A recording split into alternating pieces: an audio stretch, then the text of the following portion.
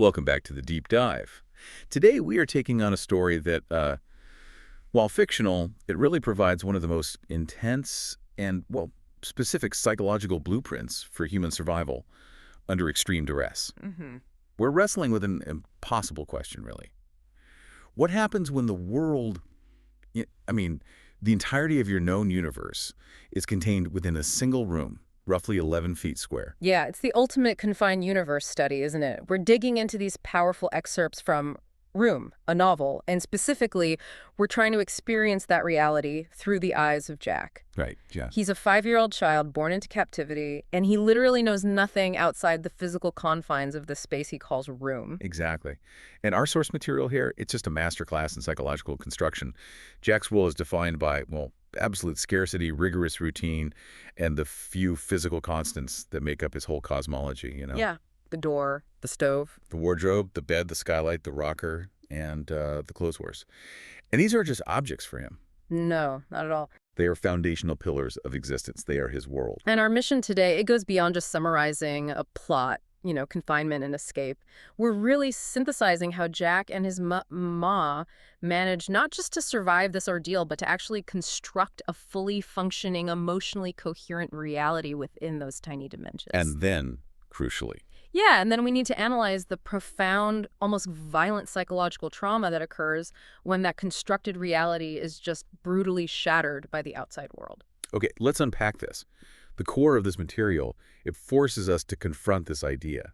How does a child even acquire language, self-identity, social function, when every single object and every single routine holds this exaggerated, almost sacred life-sustaining significance? Well, the absolute foundation of Jack's existence is the creation of this closed logical system of knowing things, epistemology, right? Right. And Ma's primary tool for survival, psychologically, was establishing this stark, non-negotiable division between what she defined as real and what was merely like a two-dimensional echo of existence. That distinction is just paramount for managing the existential dread, isn't it? Yeah. For Jack, the definition of real is immediate, physical, controllable. He and Ma are real. Yeah. He even thought that was the word for them, real, until Ma had to clarify, no, they're human already. Yeah. Which just shows how completely their shared confined identity had sort of overtaken standard language. Absolutely. And conversely, everything seen on the TV planet, Dora the Explorer, SpongeBob, Patrick, the Bionicles, they're classified as non-entities. They're just constructs made of colors. Colors. And Ma did this, consciously or unconsciously, maybe both, to contain the just incomprehensible complexity of the true world. If everything amazing or vast or potentially frightening out there is just colors, well, then it can't breach the safety of room, can it? It's like building a psychological firewall, isn't it? Yeah. It's not just limiting exposure, it's actively redefining the rules of existence. And this rule extends to nature itself. The only real fauna in a room are limited to the few things that could physically slip through the cracks. Yeah. Ants, spider, and mouse. That's it. Everything else, caps, rocks, forests, oceans, it's all abstract. It's a TV concept. Unreachable, unreal. But what's fascinating, I think, is where Ma permits a breach in this materialism. There's a single non-physical external entity that she does deem real. God. Right, divine observation gets incorporated right into the room ceiling. God is real, looking in through the skylight, and he's characterized by his yellow face, which is the sun. Yeah. Mar personifies the sun. She even explains that sometimes God is having trouble squeezing through the snow up there. And this gives the necessary outside light an element of sentience, and crucially, a form of sort of benign protection. It's a mechanism to manage the total isolation. It really is. And contrasting that personified external light is the most terrifying, tangible guardian of their physical confinement. Door. Yeah. Door is described as shiny magic metal, and its inviolable nature is reinforced by ritual. It goes beep beep after 9, signaling the time Jack must be switched off in wardrobe. Switched off. That phrase alone. And the wardrobe, it's so much more than a closet. It's a trauma coping mechanism, isn't it? Definitely. It's his prescribed hiding place, protecting him from seeing Old Nick, from witnessing the abuse directly. Ma isn't just hiding him physically. She's training him in dissociation.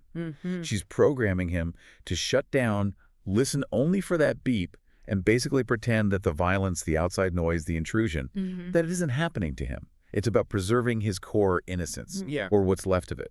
#1.2, coping mechanisms and structure. And the structure Ma implemented, I mean, it's just textbook survival psychology. Hmm. When you're denied control over your physical environment or your freedom, what do? You impose absolute control over your immediate routines. Right. Routine becomes a psychological shield. It's the only thing you can control. The rituals are incredibly detailed, aren't they? Take meals, for instance. Jack has to count exactly 100 cereals for breakfast, 100. pouring the milk carefully so there's no splashing. This enforced, meticulous focus, it anchors his attention, and it also introduces basic mathematics in a really controlled setting. Yeah, and they say grace, thanking baby Jesus, who Ma tells him is out in the fields and outside. Right. This connects their finite food supply to this sort of fantastical, generous, faraway source. It links their material survival to Ma's invented cosmology. It does, and Ma is the absolute boss of meals. She enforces the scarcity rules, like no cereal for breakfast and lunch and dinner in case we'd get sick, and anyway, that would use it up too fast. Every single decision is predicated on managing these finite resources, and that teaches Jack the crucial economic lesson of room. Sustainability is survival. There's no alternative. And the oceanal significance that objects carry is equally profound. You think about Melted Spoon. Oh, yeah. Melted teaspoon. It's Jack's favorite, not because it's perfect, but specifically because he's not the same. It leaned on boiling pasta by accident, got damaged, and bears this permanent scar. Mm-hmm. I find that detail so powerful because in their uniform, repetitive world, the scarred spoon becomes this highly treasured symbol of, like, imperfect resilience. Exactly. Something that survived damage and is therefore unique and special. But we also have to note Ma's failing resources, right? The sources hint pretty heavily at the severe psychological toll this is taking on her. Oh, absolutely. Her rotted teeth because she forgot to brush them early in her captivity. That's a really visible sign of self-neglect, deep depression, but probably psychological detachment from basic self-care. And she also suffers from chronic pain, needing killers. Her explanation of this pain to Jack, that pain is like water, it spreads out as soon as she lies down, that's just a heartbreaking analogy for the pervasive, inescapable nature of her trauma. Yep. It wasn't just physical pain. It was the psychological weight that just spread across her entire consciousness whenever she wasn't actively, like, engaging in survival tasks. Yeah, despite this, deteriorating physical and mental state, they maintain this rigorous physical and mental health schedule, which is where the repurposing of the small space for phys ed becomes so crucial. The ingenuity is just astounding. For track, they don't just move the table, they lift it upside down onto the bed, put the rocker on it, and cover the whole thing with rug. That creates a track. Yeah. The residual shape on the floor creates this black C, and that's their running path. And Jack tracks his performance meticulously. 16 steps now versus 18 steps when he was 4. Right. The fact that he tracks this tiny specific improvement shows how deeply internalized the idea of quantifiable progress is, even in total confinement. And the games provide necessary physical release, too. Trampoline, where Jack bounces on the bed because Mom might break her. Yeah. That's a moment where the child takes on the perceived physical risk to protect his mother. It's quite something. Then there's corpse, where they lie down like starfish with floppy toenails, floppy belly button, floppy tongue, floppy brain even. Floppy brain. Yeah. This might seem innocent, but you could argue it's a practice run for total psychological surrender, a way to rehearse being completely still and unresponsive. Maybe even a subconscious preparation for the ultimate escape plan later on. Hashtag 1.3. Imagination and play, world building. So if routine dictates survival, then imagination dictates the quality of life, right? The extreme scarcity of supplies and room forces this profound, expansive depth of creative play. Absolutely. Their limited supplies become their arsenal for world building. Labyrinth is made entirely of taped-together toilet roll insides, a twisting maze where Bouncy Ball loves to get lost. It creates a game of discovery and loss within their tiny, finite space. And Fort is built from cans and vitamin bottles, growing bigger with every empty container. And Fort isn't just shelter, it's like an extension of their defense mechanism. Yeah. It has secret knife slits that squirt out imaginary boiling oil at imaginary enemies. Oh. This expansive defensive world building is so crucial for a child who knows the only representation of the outside world is a threat that occasionally enters his home. They create music, too. The orchestra game involves creating banging noises, drumming on a table, a muffled flume-floof on pillows, stomping on the trash pedal for a bing. Bing. Yeah. And the best instrument is twang, which is just a cereal box with rubber bands stretched across it. It just highlights how complex sensory stimulation can be achieved using the most mundane, discarded items when you have nothing else. And literacy becomes the gateway to the outside world, but it's so highly curated by Ma. They have only 9 books total. Fine. Only 4 have pictures. My Big Book of Nursery Rhymes, Dylan the Digger, The Runaway Bunny, Pop-Up Airport. The 5 no-pictures books, like The Shack and Twilight, are apparently rarely read. Maybe because they contain complex adult narratives that Ma just doesn't want to explain, or maybe doesn't have the mental capacity to engage with. Could be. And Ma actively customizes the literary world to fit Jack's reality. She changes Georgie Porgy to Jackie Wacky to fit him. Yeah. And when she does this, she rationalizes that that's not lying, it's just pretending. That distinction is critical, I think. Ma believes she's preparing Jack for a world where he is central, twisting the narrative to give him a sense of belonging, rather than exposing him to truths that would make him feel peripheral or small. Their entire history and future projection are marked physically inside room. His 5th birthday is celebrated immediately, presents open right away like that beautiful pencil drawing Ma did of him asleep, and his developmental progress is tracked right beside a door. A black 5 over a 4, a red 2, a red 1. That height chart is the only measure of linear time and growth available to him. His goal is clearly defined in his mind. He expects to be growed up a human or woman with a W when he hits 10. And in Jack's imagination, the ultimate escape is vertical, isn't it? He dreams of escaping through the skylight into outer space, going boing between each of the planets, visiting his TV friends, and having a dog named Lucky. Right, outer space feels safer. Exactly. The outside world, as presented by Ma, is just too confusing, too abstract maybe. The ultimate freedom for 5-year-old Jack is this cosmic version of room, a manageable expanse where his colors friends are actually real. So this intricate world Ma built, it depends entirely on strict boundaries, but every ecosystem has to account for its necessary predator, right? And that brings us to Old Nick. He's the ultimate contradiction.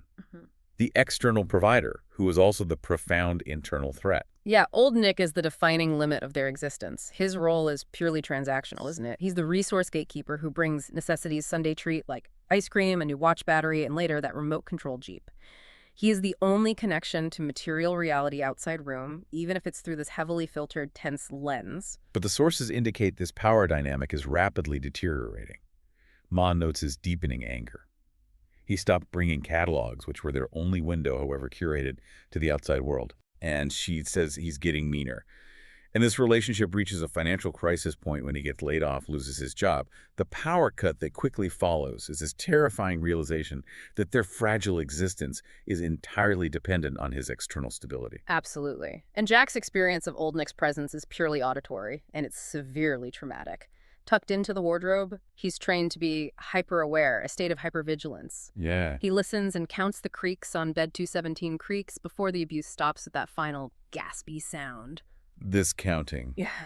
It's his desperate attempt to impose some kind of order on a chaotic, violent event he can't see but experiences viscerally through sound. Well, it's an almost unbearable burden of trauma for a 5-year-old. Medea tries to protect him, covering up the marks on her neck. Yeah. But the need for his reality to remain confined and safe inside that wardrobe is constantly being undermined by the sounds of the violence just outside it. Hashtag tag 2.22. The introduction of outside, the unlying. And this escalating danger, fueled by Old Nick's instability, it forces Ma into the most painful psychological decision she could make. Sacrificing Jack's constructed sanity by revealing the truth of outside. This is the moment the carefully built reality has to be shattered for survival. Ma has to reveal that she is from somewhere else. She describes outside as having a house with a yard, a hammock, cars, playgrounds, zoos, beaches, and real people.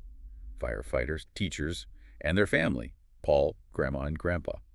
She's using mundane objects and known figures to try and anchor this fantastical concept for him. And Jack's reaction is precisely what Ma must have feared. Pure, visceral denial and distress. He shouts, "Liar, liar, pants on fire, there's no outside." Yeah. He sees the idea of his family grandma, Uncle Paul, as conflicting directly with his established reality. His mental database already included Paul as a saint from a story Ma told him, making Ma's brother an impossible double. It's an entire system collapse for him. Ma calls this process unlying, and that term just captures the difficulty of reversing a necessary falsehood, doesn't it? It really does. She had to lie to him to keep him psychologically healthy, or as healthy as possible inside room, but now she has to unlie him to ensure his physical survival outside. It's this awful ethical and emotional paradox. But the sheer weight of the lie, the foundational nature of it, requires empirical proof. He needs to see something. Right. And that proof comes when Jack is finally lifted up high enough on the beanstalk, that makeshift structure they used to reach the skylight. He sees a real airplane riding a streak in the sky, which Matt identifies as a contrail. A contrail. And this single visual, it connects the tiny glimpse of blue above them to the vast reality she described. It provides the empirical anchor needed to shift his entire worldview from defensive fantasy towards active motivation for escape. Hashtag 2.3, the escape plans. And the sources confirm Ma's desperation by detailing her earlier failed attempts to get out.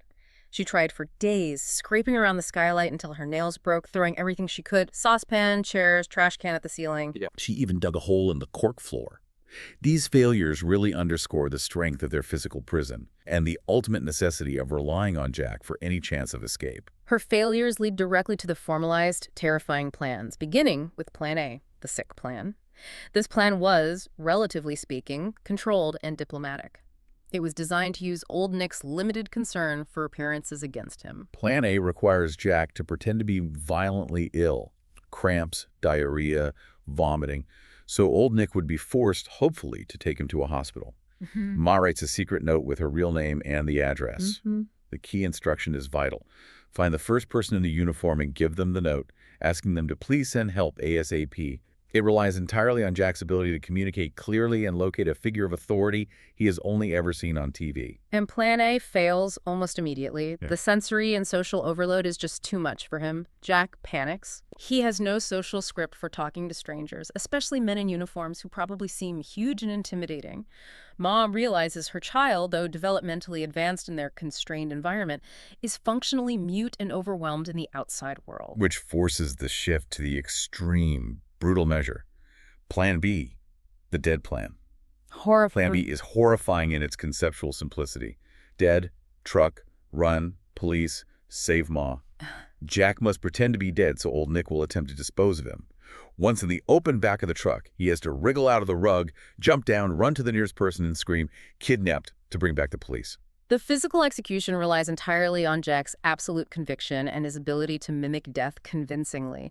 And Ma's final instructions. They're just gut-wrenching because they force a 5-year-old to confront pure violence head-on. Yeah. If Old Nick opens the rug, Jack must fight violently, hit him as hard as you can, poke him in the eyes.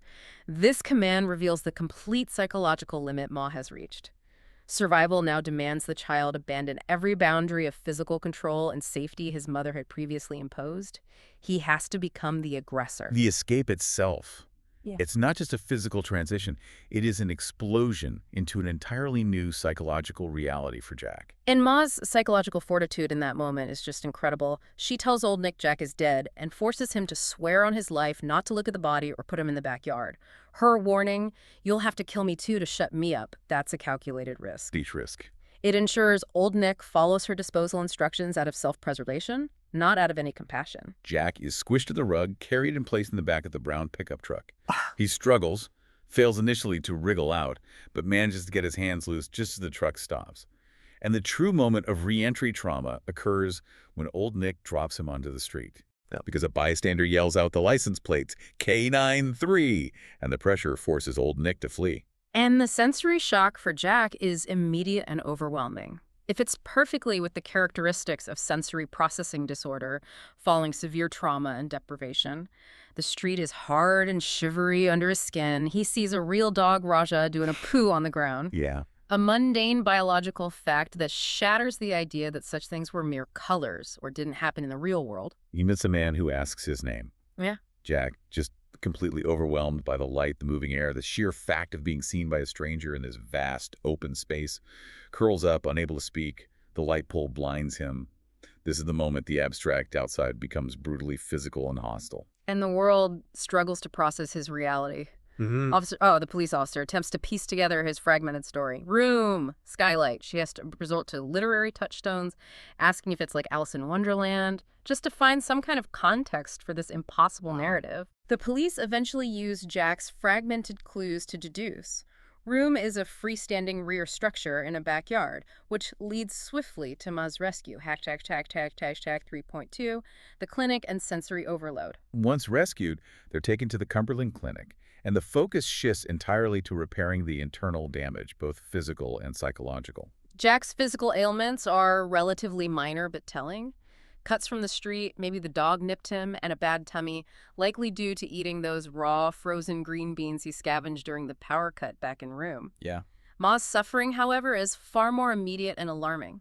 She arrives with a broken wrist from the escaper before, and then attempts suicide via overdose, leading to a code blue. It's shocking. It is, and it illustrates the immediate psychological breakdown that often occurs when long-term hypervigilance suddenly ends and the reality of years of trauma finally hits. Survival requires suppression, freedom requires confrontation, and sometimes that's too much too soon. The new norms of the outside world are just overwhelming and confusing for Jack. The automatic toilet flush is this roaring, terrifying monster that makes him cry until Ma has to explain, the toilet sees with this little eye when we're all done and it flushes by itself. The idea of autonomous machinery? Yeah.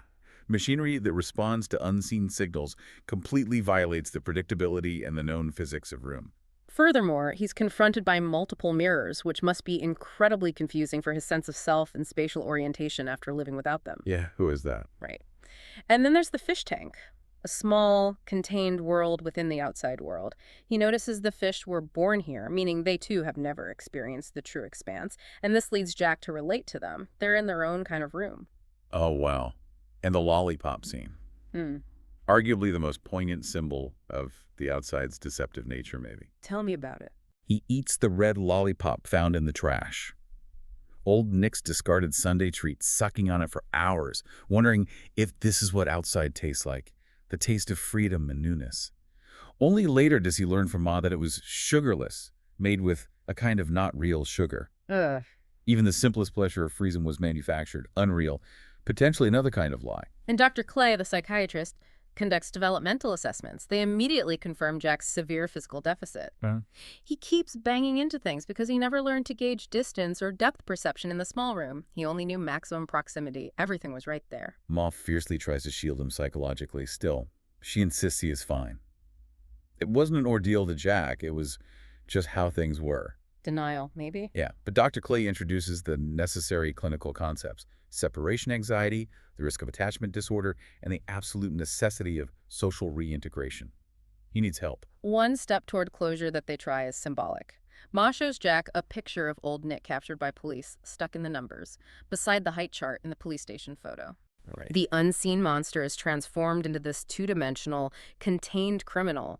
He's literally trapped in the system of the outside world, which helps remove his power inside Jack's mind, hopefully. Hashtag 3.3. Family and cultural shock.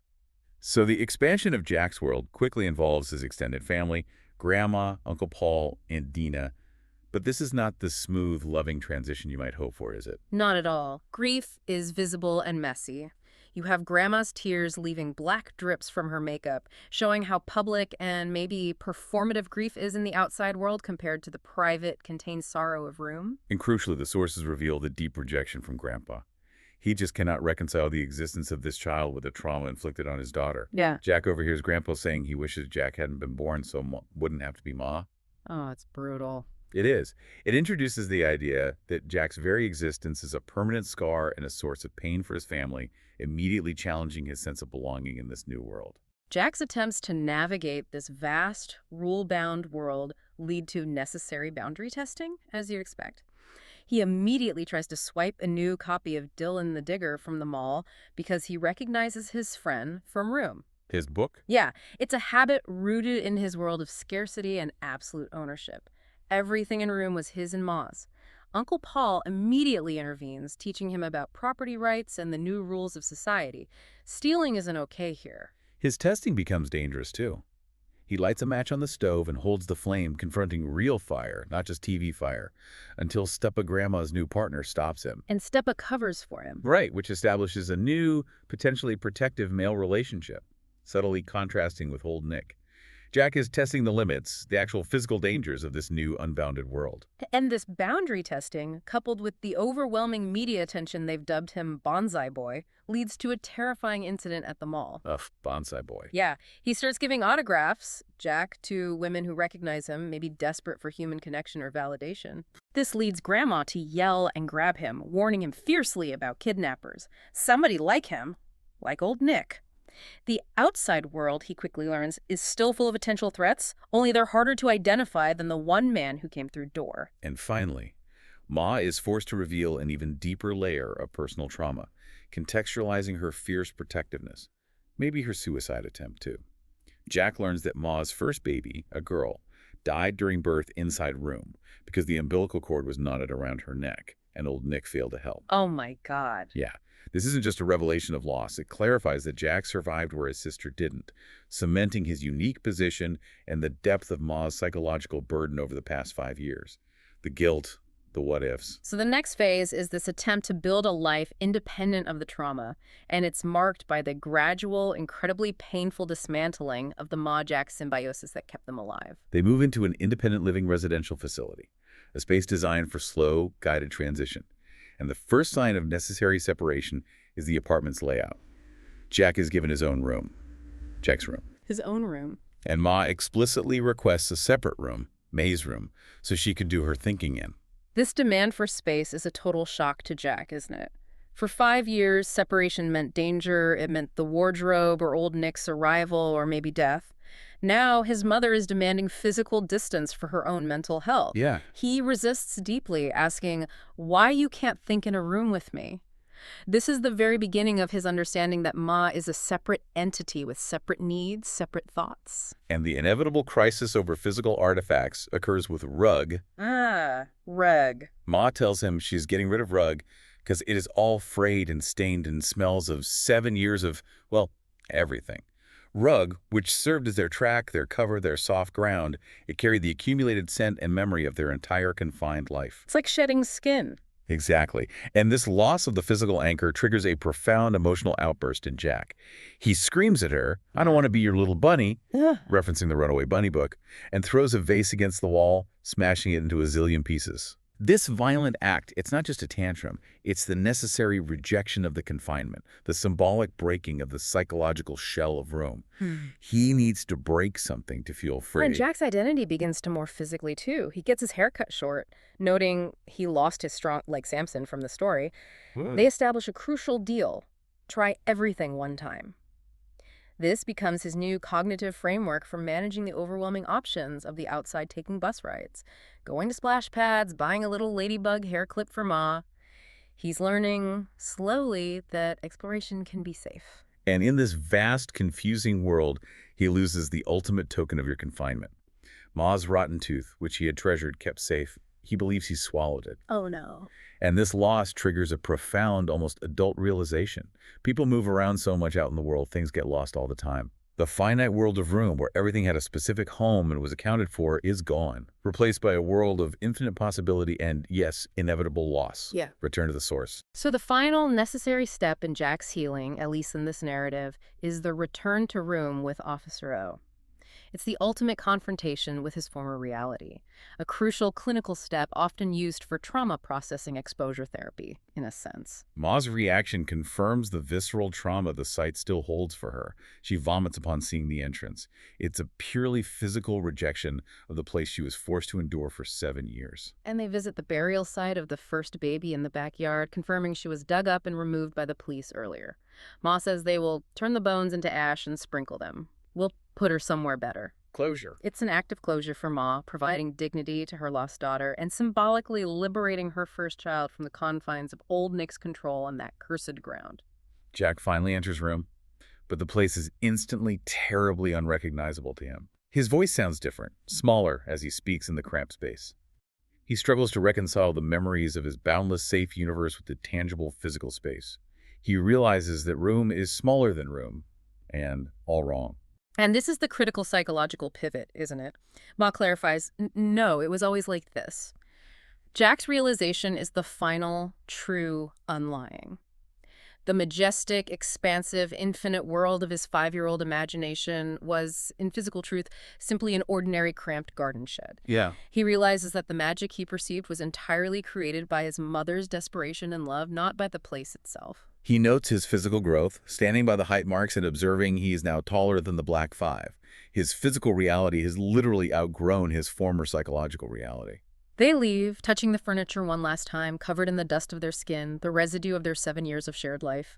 And they choose to leave lamp off, because it's too dark to see the room now that it's necessary. Defensive light, the glow of Ma's imaginative love and protection is gone. The magic has left the building. Hashtag tag tag tag 4.3.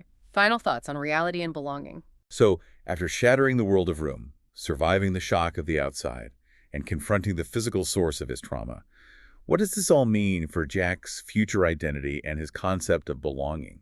Where does he go from here? Well, Jack has to grapple with a world that is expansive, confusing, and inherently scary in new ways. He realizes that the sea is made of salt and tears, not their collective poos and letters, those messages they tried to float out to the outside world. Right. He has to navigate a world full of new rules and dangers, everything from sunburn to bee stings, where his body is no longer contained and protected by walls. His concept of belonging, which was absolute and singular, just Ma, has to be completely redefined. Dr. Clay tries to provide him with the modern Western definition of independence, telling him, you know who you belong to, Jack. Yourself. But Jack, having survived through this almost symbiotic reliance on Ma, internally rejects this radical freedom, at least for now. The immediate need for connection and loyalty overrides the clinical definition of independence. He asserts his ultimate loyalty and connection. He's wrong, actually. I belong to Ma. And maybe that's not a failure to integrate. Perhaps it's an assertion that the profound bond forged in trauma remains the anchor of his new self as he navigates everything else. It's his starting point. Hashtag outro. So this deep dive into these sources, it really reveals the extraordinary level of psychological resilience required to not only survive extreme confinement, but to actively build a functional reality within it.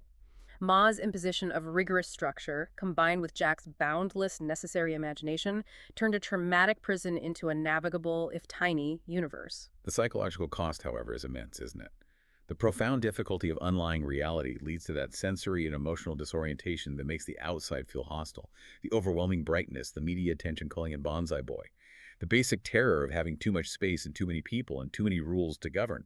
Jack's measure of progress shifts dramatically throughout the narrative. His progress is no longer measured by height marked on a single wall with chalk, right? Right. Now it's measured by how many complex rules of the world he learns, the functionality of cars, the transactional nature of money, the complexities of manners, and ultimately his emotional, though still reluctant, physical separation from Ma in their new apartment. That separation allows both of them to begin healing as separate individuals, not just a unit. It really leads you, the listener, with this final provocative thought. Especially when considering Jack's realization during the return visit, Ma clarifies that Rim was always like this. Small, cramped, ordinary was the true unlying for Jack, not just accepting the outside world as real, but realizing that the traumatic, beautiful, tiny universe he mourned, the one he missed, was actually just an ordinary, cramped room, and that the magic he misses was never in the walls themselves, but entirely in the love and the desperate, life-saving ingenuity of his mother.